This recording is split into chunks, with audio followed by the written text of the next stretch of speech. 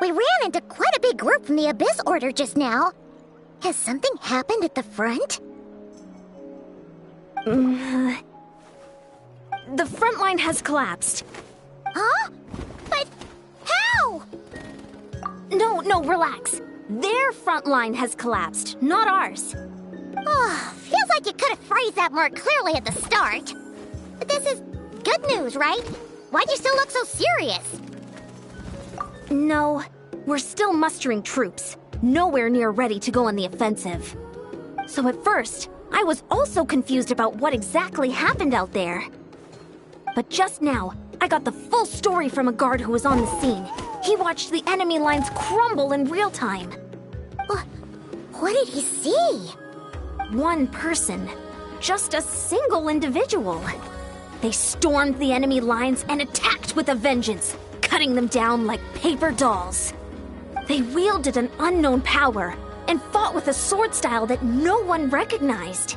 The guard who relayed this to me said that before he even had time to react, the enemy was decimated. I'm only recounting what I heard, and I'm sure the guard in question must be exaggerating to some extent. But still, we have to identify this person. And assuming they're a neutral party, we'll need to figure out how to engage with them. Clearly they're a force to be reckoned with, so we don't want to come across as too weak or too hostile. It's quite a diplomatic conundrum. You don't need to sweat it, Eon-san. From your description, we're already pretty confident that we know this person. Honestly, with the Abyss Order acting out so publicly, it's about time he showed up. Dainsleif!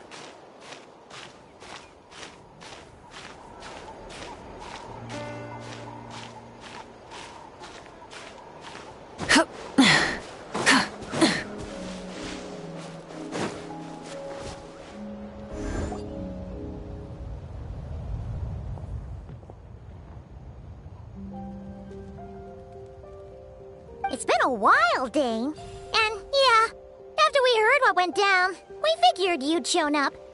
You caused quite a stir, you know. Oh, this is a friend of ours from Natlan. Her name's Eon-san. She insisted on coming here to thank you in person. It is my honor, Mr. Dainsleif. Thank you for breaking the stalemate in our war against the Abyss Order. Natlan is fortunate to share a common enemy with such a mighty warrior as yourself.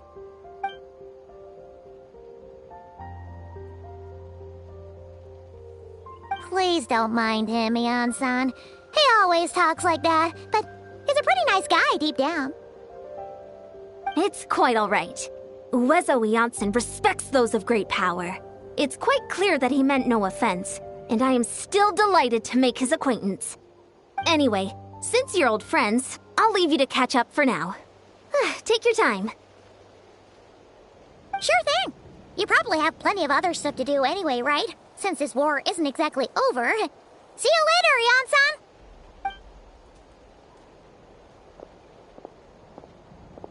Hey, Dane.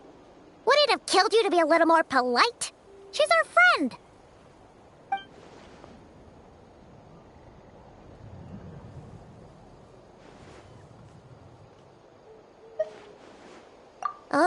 So stubborn. But whatever. So anyway, Dane, do you have any new info about the Abyss Order for us? Any idea what they're trying to achieve with this war, for example?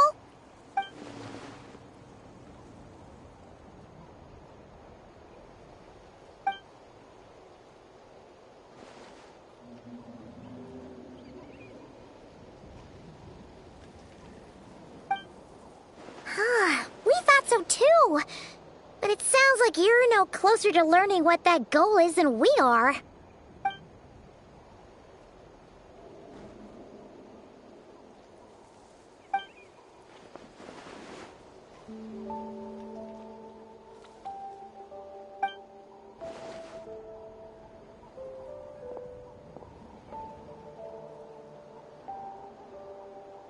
What do you think we should do?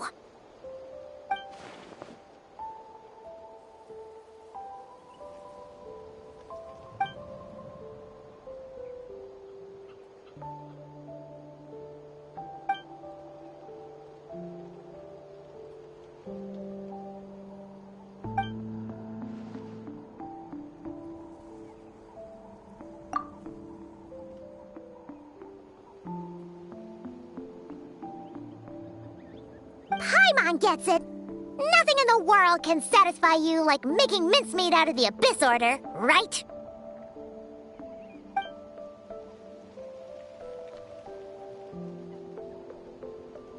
Wow!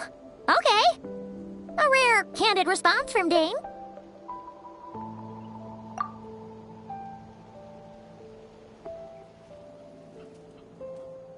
Well, actually, we found his sister's hibernation chamber key near the Collective of Plenty.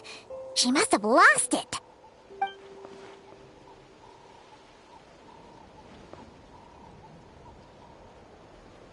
Oh, and there's more! After finding the key, we also ran into this weird girl.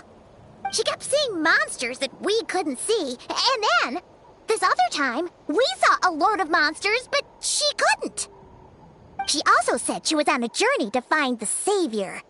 Her description of this Savior matched the Traveler pretty closely, so we figured it's probably his sister.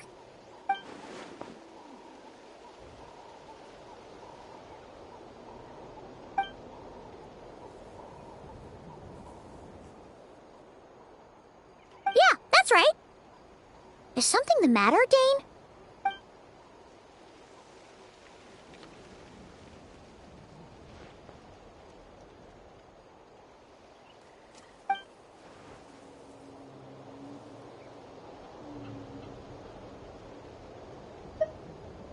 Wait, wasn't his sister called the Princess, though?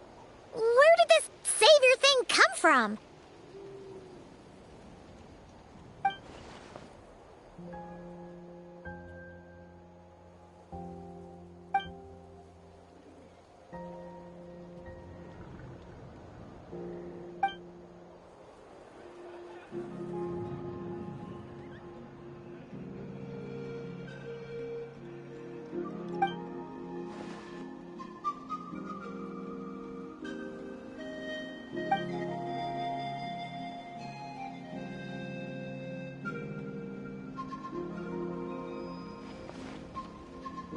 Oh, sounds like the people of Khaenri'ah really believed in her.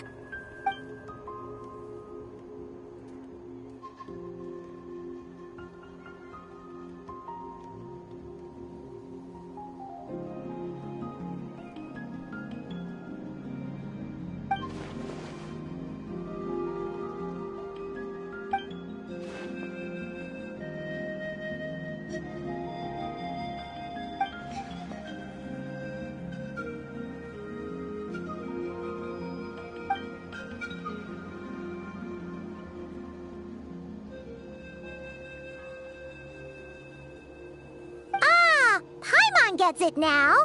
So, a bit like Kaeya, except she grew up somewhere more isolated? Still, that doesn't explain the invisible monster situation.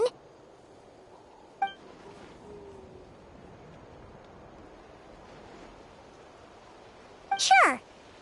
Also, why don't you stay with us at the Masters of the Night Wind for tonight? You must be tired after all that fighting today.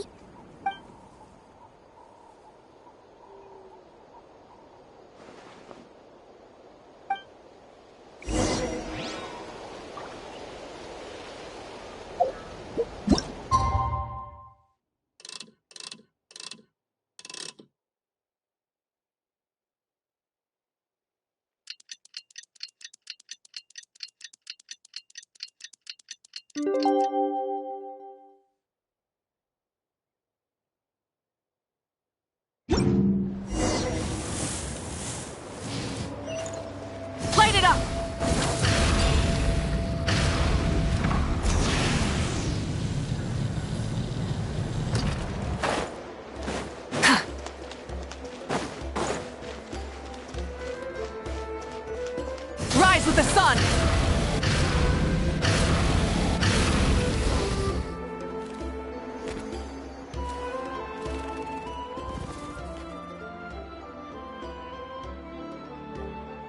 Is that Dane and Eon-san discussing strategy together?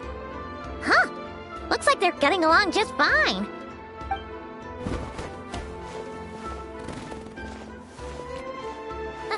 Morning! What are you guys talking about? Ah, you're here. I have some good news to share with you. We just got word from the Scions of the Canopy.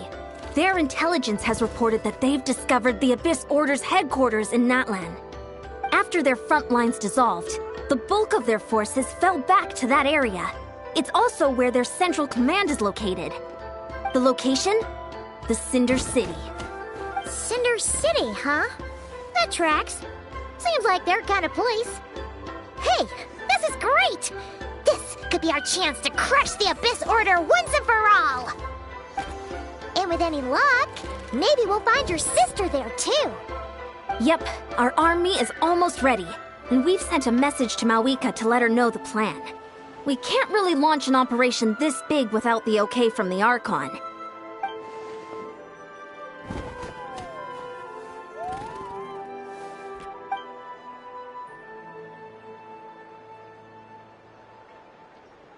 I've already explained my reasoning, Mr. Dainsleif.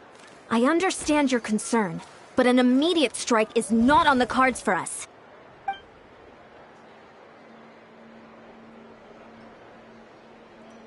You're gonna go on your own? Come on, be sensible. Just wait a tiny bit longer, and you'll have a whole army going with you. It's all right. I support your decision, Mr. Dainsleif. Huh? Shouldn't you be talking sense into him? I admire his courage, and I believe he is strong enough to take on the Abyss Order on his own. And even if things don't go to plan, he just needs to bide his time until we arrive with reinforcements. Mr. Dainsleif, I wish you the very best of luck.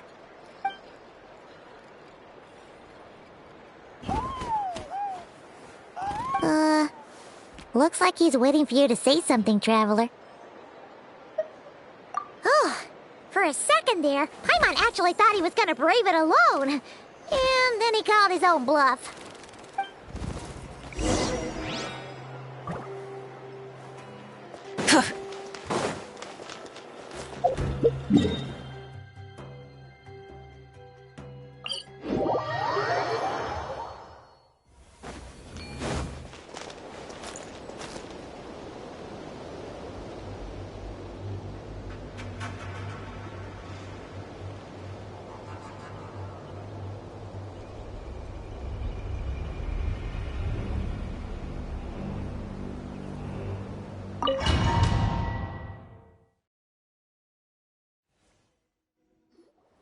Is this the place? The Abyss Order's hideout in Natlan?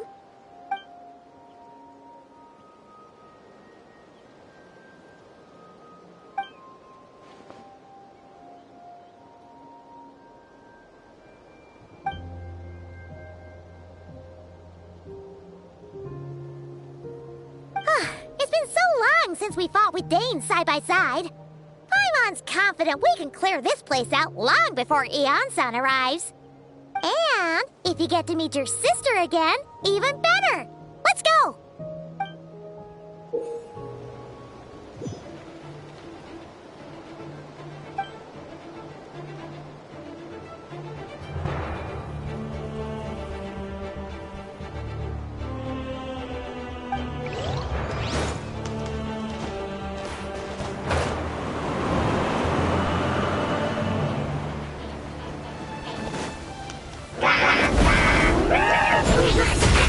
Burn it down!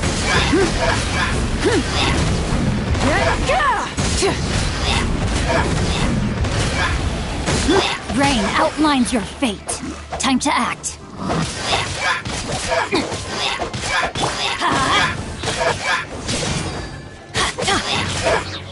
Let's ride! Try and stop me!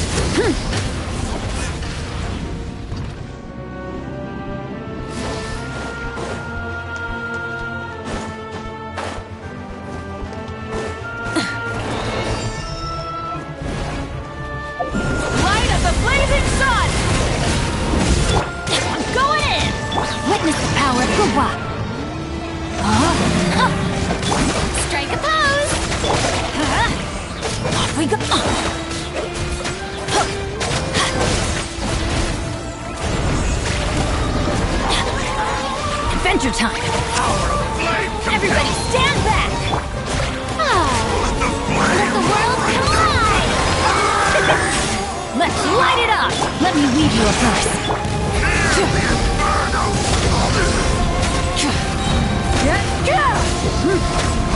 Wrath from the sky!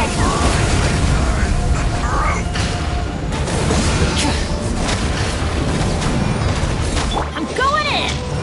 No, my sword! Not good!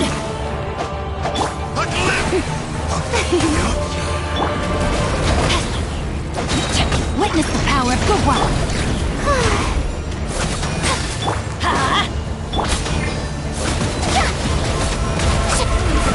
This is a very different battle from the one we fought with the Ansan. No one's backing down. They're fighting back with every...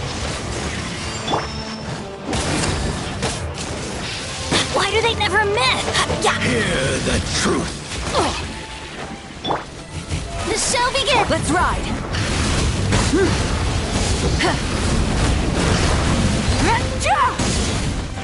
Light it up! Let the light shine. Pyroclastic surge! By holy proclamation.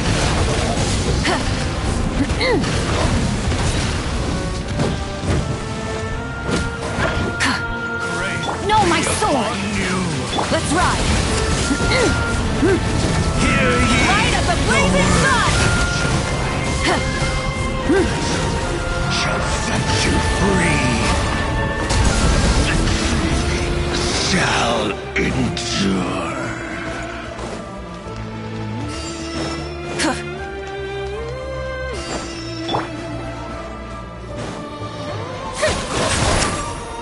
May I present...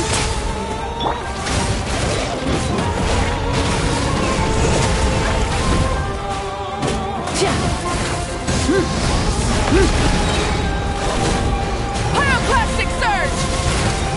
Everybody stand back! Let me weave you a verse.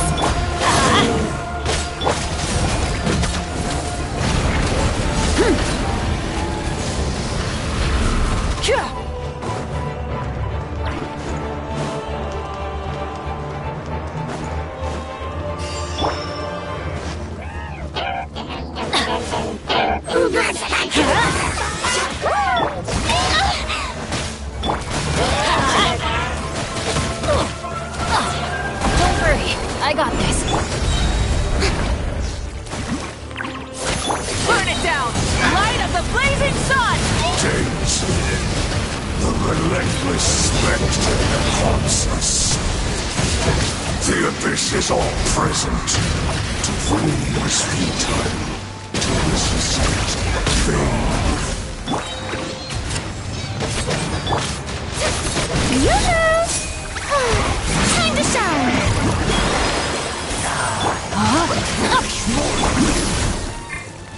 Let's ride! Full throttle! Wrath from the sky! Witness the power of goodwill. I'm going in!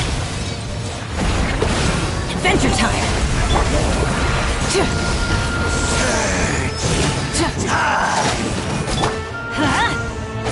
No, my sword!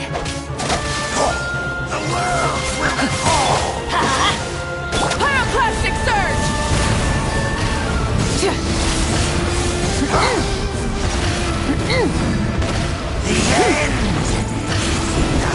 Rise with the sun! Shall rise once again.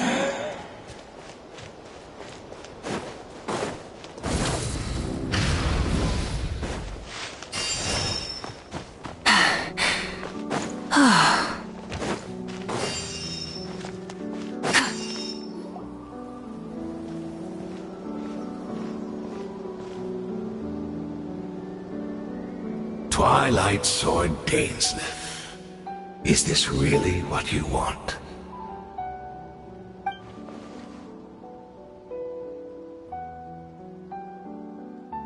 So, where's the Traveler's sister then? Or is this guy supposed to be in charge here? So, this is a hunt to you. I must say I pity you, Dainsleif. The death you dole out so readily to others is a luxury you yourself cannot enjoy. But today, that is the least of your worries. Do you realize that all your years of pursuing us are being rendered utterly meaningless, even as we speak?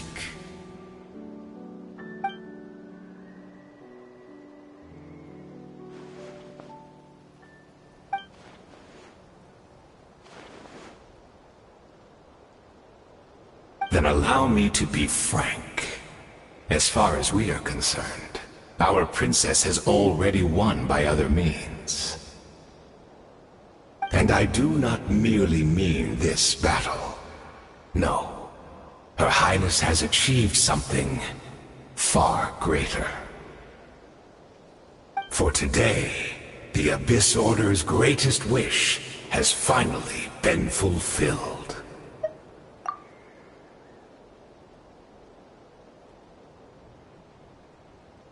Our Highness quietly infiltrated the Night Kingdom to exploit that realm's past experience with ley line reconstruction.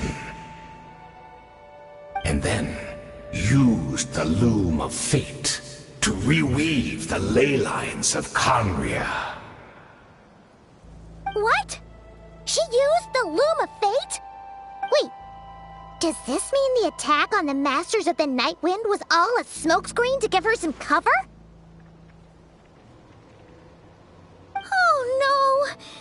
This makes too much sense. Correct. As of now, our homeland has been revived. And all of my comrades that you have slain, Dainsleif, they shall forget the struggles that have beset them these past 500 years, and begin their lives anew in a Khaenri'ah restored to life.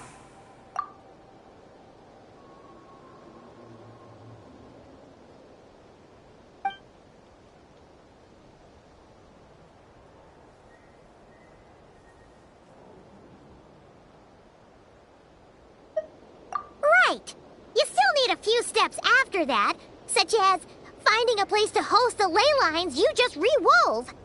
Plus, if it was really so easy, Moeka and the captain would have had a way easier time during the war.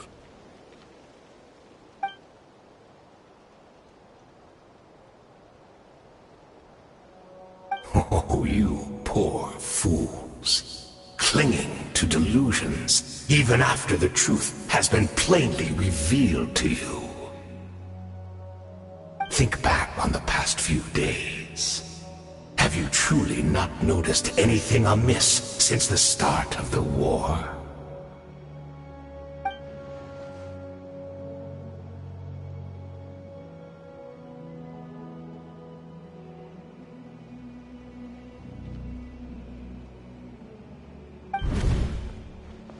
I sensed something strange in my dream.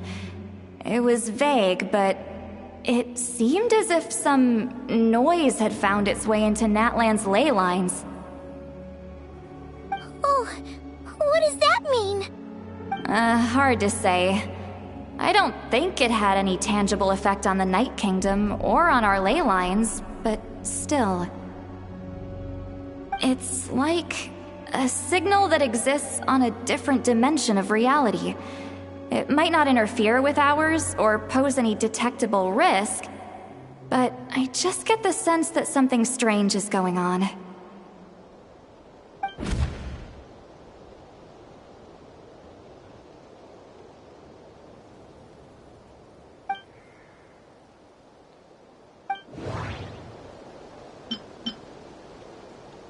I couldn't see the monsters that Diridith could see.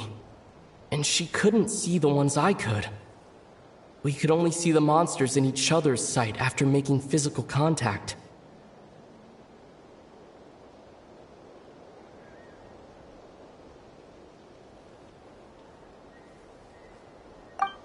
According to a guard stationed near the Masters of the Nightwind, many members of the Abyss Order were seen idling around during the lull in the conflict, even settling down to meditate. The Abyss Order retreated when we attacked their stronghold with Yansan and Seat Lawley. This isn't their usual style.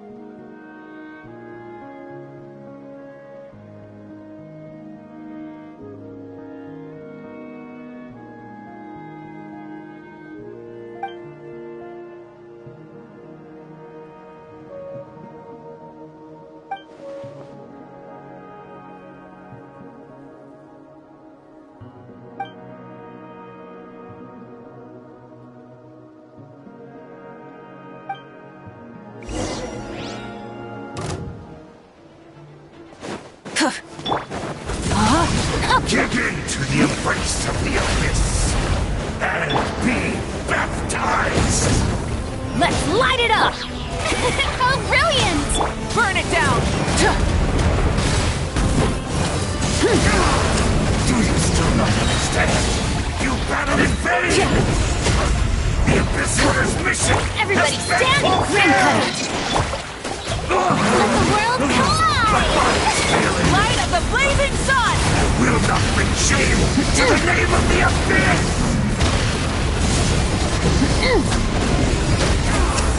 Do you still not understand? Rise with the sun! In vain! The Abyss Order's... That should be all of them, right? So, we've destroyed the Abyss Order's headquarters in Natlan, but somehow, that didn't feel satisfying at all. Are you still thinking about what that guy said? You look really worried.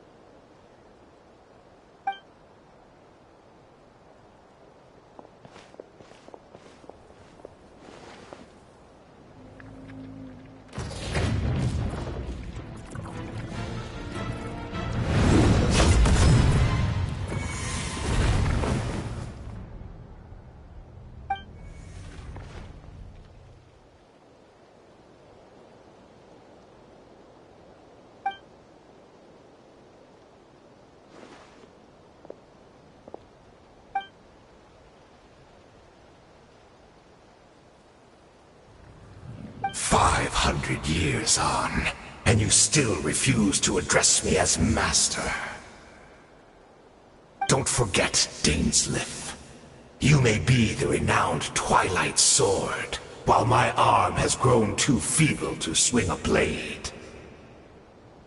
But I taught you everything you know about wielding a blade.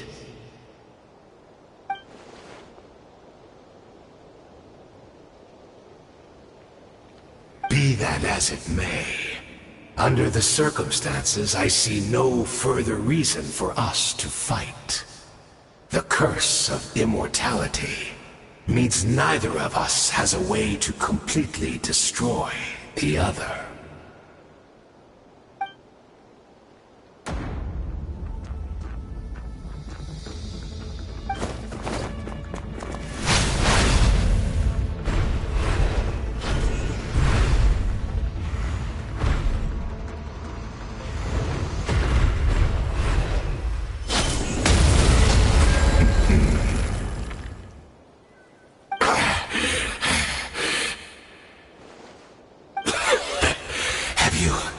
Finally had enough.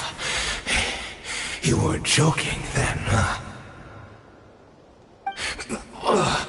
Never, in all my worst nightmares, have have I experienced anything close to the pain of 100 deaths. Surely, there's no point taking out all your hatred on me alone.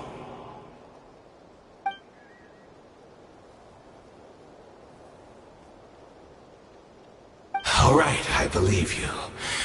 Still, aren't you at least a little tired now?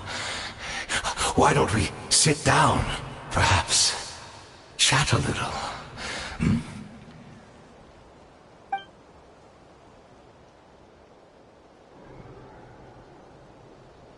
What? Not a fan of reminiscing about old times? Well, I suppose you don't have many fond memories to look back on.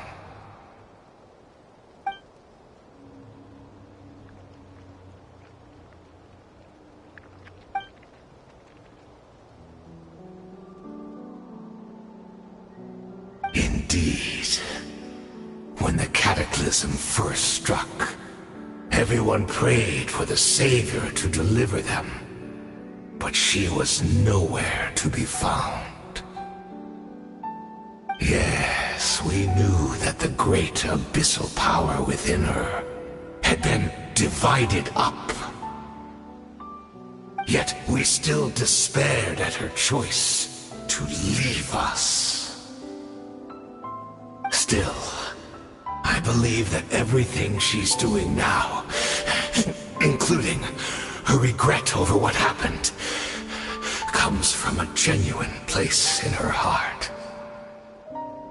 And besides, who else can we place our faith in? We are proud Conrians, are we not? I mean, we can hardly turn to the gods.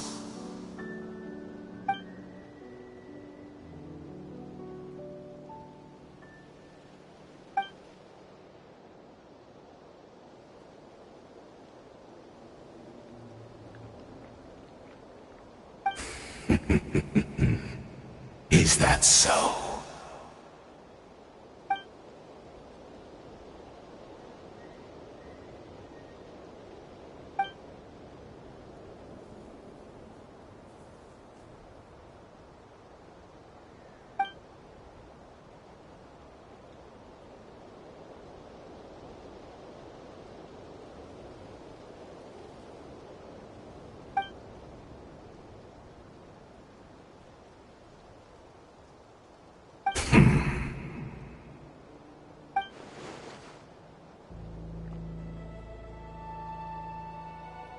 Oh, I'm sorry, Dainsleif. I would apologize to you for those actions, truly.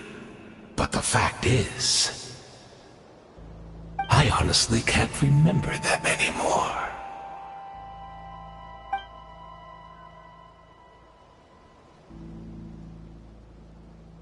Look at me. Look at what has become of me. Only by the Abyss's grace have I managed to maintain this physical form. But as for the rest, memories, spirit, emotions, personality, they have long become eroded, fragmented beyond recognition. Even if mine was a past steeped in sin, or in shame I once longed to hide, I would wish to remember it. Without my history, I fear I will become another person entirely. I would like to apologize for any misdeeds that are mine. So please, tell me everything. Tell me about the Khaenri'ah we once called home.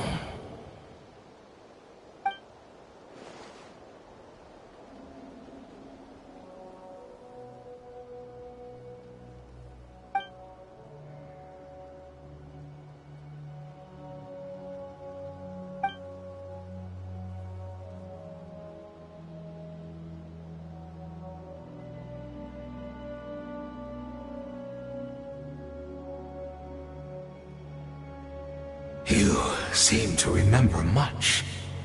Could you tell me more about it? About our golden age?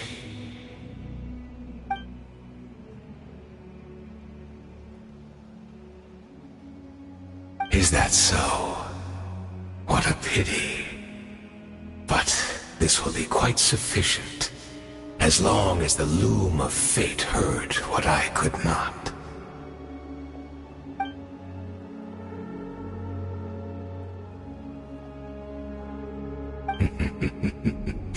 I'm afraid I owe you yet another apology, Dainsleif. You were right. I lied to you earlier. Your wits are too sharp to be fooled by me. The homeland hasn't yet been revived. In fact, even the ley line weaving is not yet complete. Think of ley lines as the collection of memories concerning a given place. To reweave Khaenri'ah's ley lines as they were 500 years ago, we would somehow need to retrieve almost all the memories of Khaenri'ah from that age. The loom of fate cannot weave without an abundant supply of memories. And so, we relied on everyone in the Abyss Order to provide what they could, even though fragments are all that remain in most cases. The more we all share, the more that can be restored.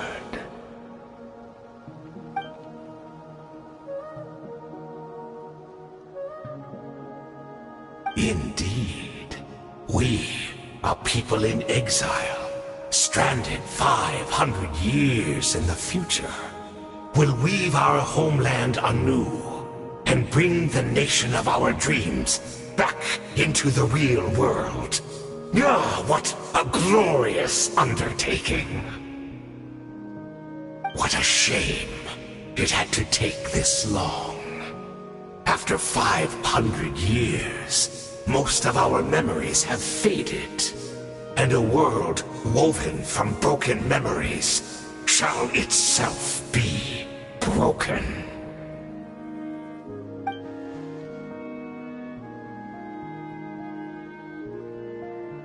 Precisely, for you possess a ring left to you by your elder brother, which continuously resets your body's condition. Of course, your memories are susceptible to erosion just like ours. But of all Khaenri'ahns who remain, you are sure to remember the most. We had to obtain the memories in your mind, whatever the price, even if it meant sacrificing our entire army as bait.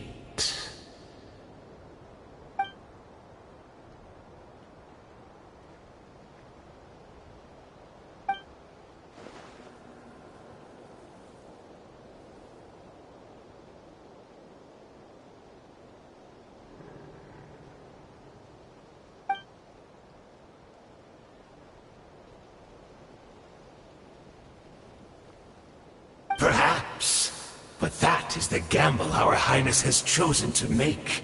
And thanks to you, the loom of fate has now finished weaving the ley lines. New Khaenri'ah is complete!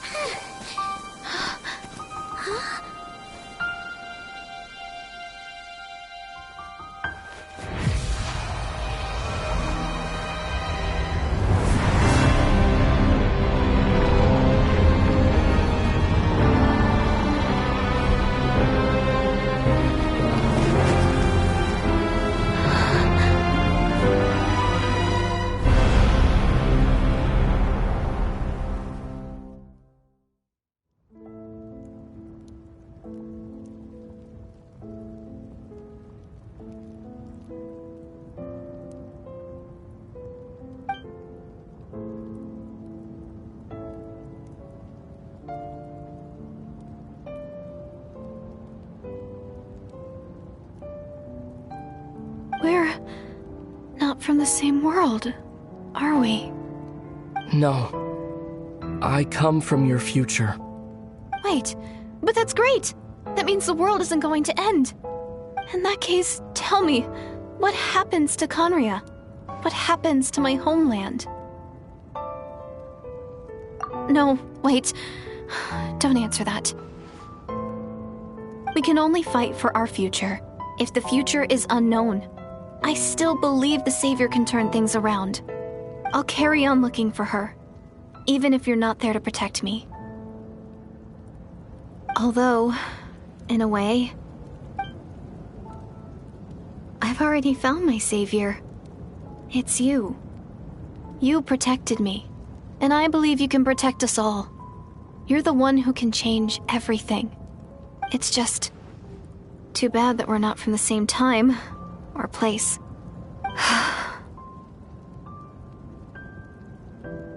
Oh, one last thing before I forget.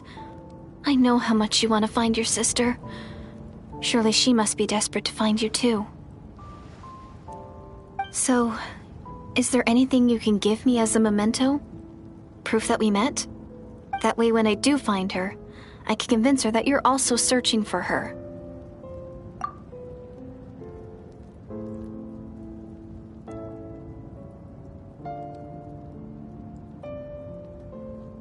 Huh?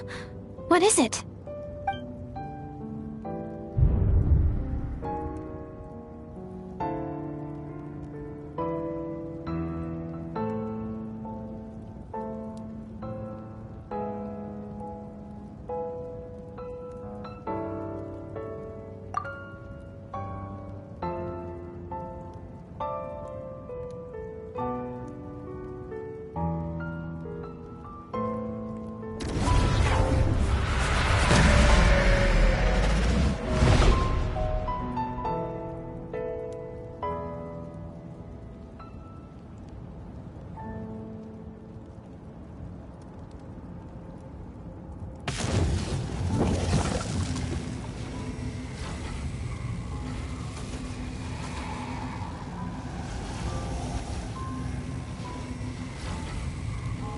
So that's what happened.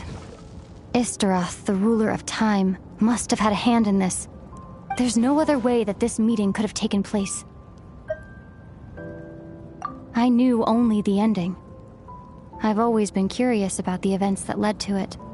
When the Cataclysm first began 500 years ago, I, as the Princess of Conria, was preparing to do my part, to fight back with all my might. But then, this girl, Deirdith, she found me. The irony was that even as she desperately begged me to save the world, she brought me news of you. I was stunned. And I was suspicious of her claim that you were searching for me. But then, she showed me the key to your hibernation chamber. We'd been separated ever since I awakened in Teyvat. I searched the whole planet and found no trace of you anywhere. And then, she brought me that news at the worst possible moment. I was faced with an extremely difficult decision. I desperately wanted to see you again. But Conria was in equally desperate need of my help. I knew that no matter what I chose, I'd regret my decision for the rest of my days. So I steeled myself against the guilt and made my decision. I went to see you. But when I found you, you were still in hibernation. Even the key to the chamber was still secure on your person.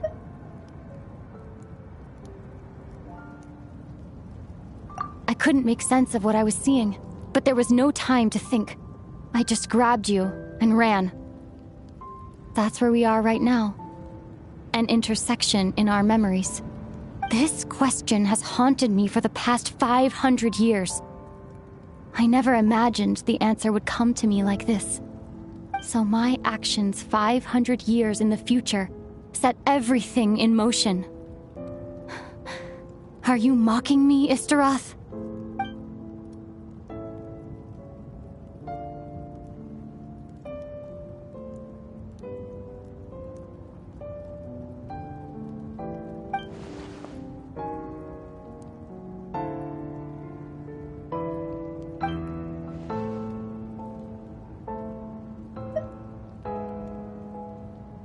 Not yet. But I've taken a very important step. Now, the ley lines of Khaenri'ah are complete. I'd always thought that Teyvat's ley lines were locked by the heavenly principles. No more can be added, and existing ones cannot be replaced. But then, I learned that Natlan's Night Kingdom appeared to be an exception to the rule. It has intrigued me ever since. So I directed the Abyss Order to feign an attack on Natlan, buying me some time to enter the Night Kingdom and negotiate with the Lord of the Night. Unfortunately, for other reasons, even the Night Kingdom cannot host any new ley lines. The most I could get was some room to carry out the weaving process.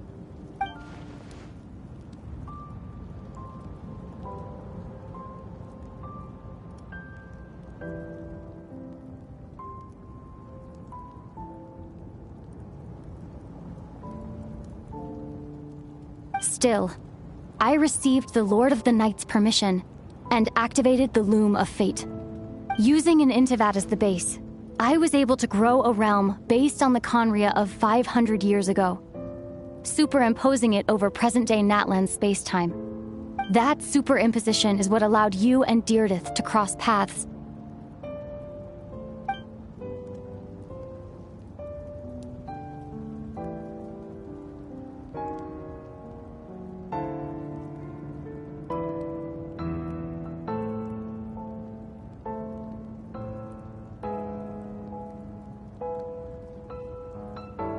After that, the new Khaenri'ah was enriched with memories of the old, drawn from the Abyss Order's members in their meditation sessions. With those memories as raw materials, and the superimposed realm as a template, the Loom of Fate finally finished its work. What I now hold in my hand is the Atlas of the New World. This is the product of the Loom of Fate, holding within it the entire network of New Khaenri'ah's ley lines. With this, the nation once known as Khaenri'ah can rise again. One day, I will find a suitable host location for it.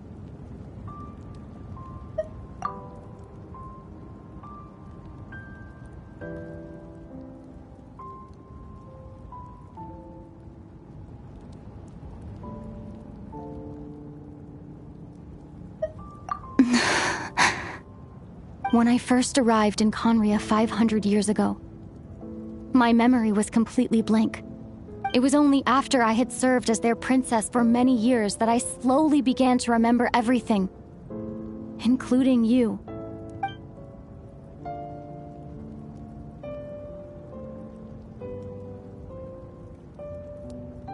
But recovering old memories didn't simply erase the part of my life I spent in Khaenri'ah. I still see it as my second home. That is why my guilt weighs so heavily on me. But even so, that only constitutes part of my motive. More importantly,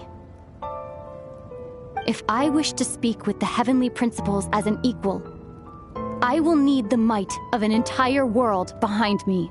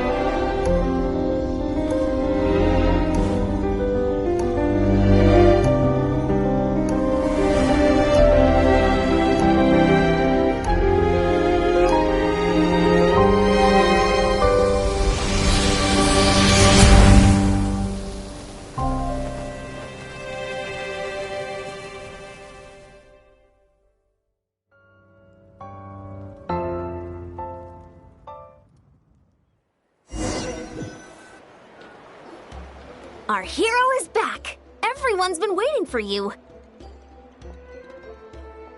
The Abyss Order made a full retreat before our forces even arrived on the scene. All thanks to your efforts, no doubt. Oh, and Mr. Dainsliff's, of course. What's wrong? You look upset. Paimon doesn't know the details either. The Traveler just disappeared after taking Deirdith's hand. It was like they got sucked into another world.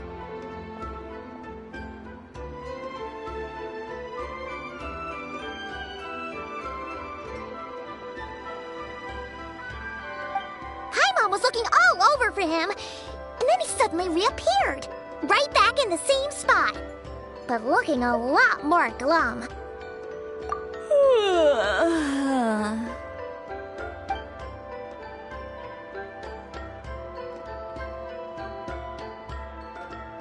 I think I got the gist of what happened. Something to do with your sister? I spoke with the Lord of the Night in a dream just now, and learned quite a lot. Huh? You met your sister? And you didn't think to tell Paimon right away? Well, never mind. Paimon can see that you're pretty down right now. But let's go over everything later, alright? What your sister accomplished? It all but defies comprehension. I was stunned when I heard about it too. But what surprised me the most was that the Lord of the Night actually chose to allow it.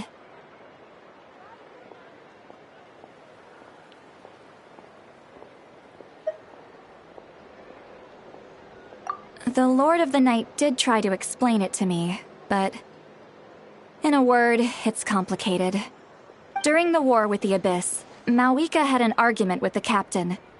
Malwika believed that we should fight to protect our culture and memories, while the captain believed the preservation of the ley lines should come before all else.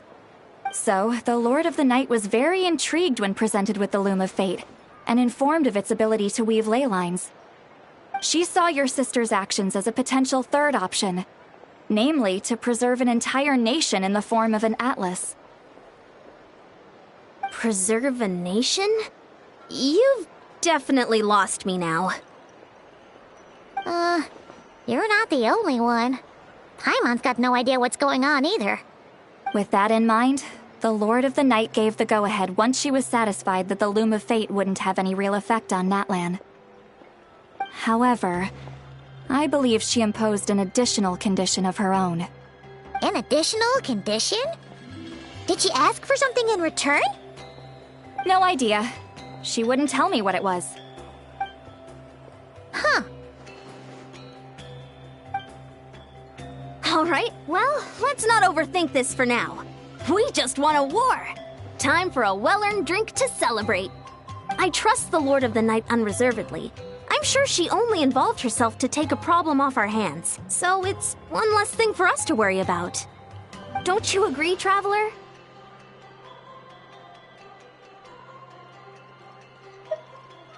Come on, let's head back to the Collective of Plenty. Oh, Veressa should be there too. We'll treat you to a real feast.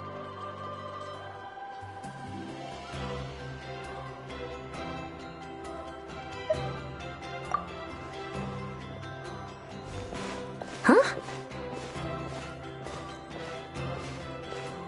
Ian-san, leave him be. This might be hard to understand for an extrovert like you, but some people need alone time to recharge every once in a while. Traveler?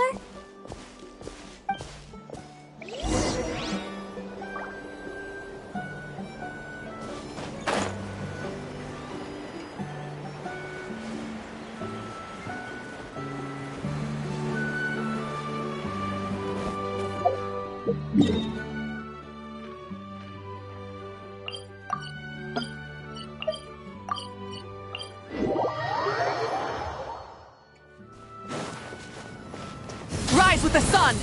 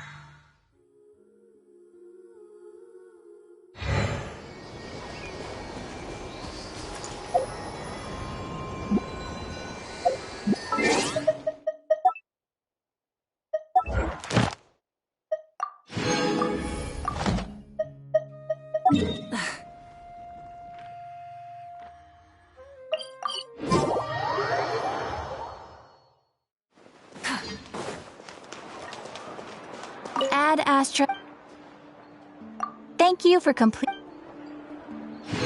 Ad Astra.